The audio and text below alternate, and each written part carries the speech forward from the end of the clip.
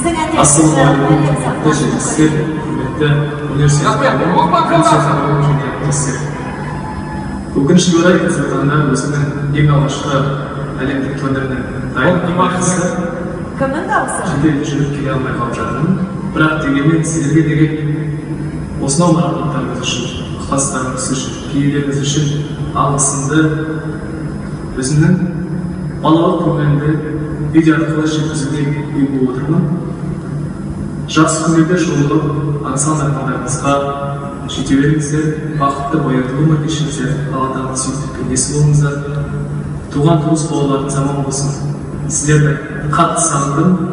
Өзімнің әріптестеріме, соның ішінде жас әріптестеріме сәттілік тілеймін.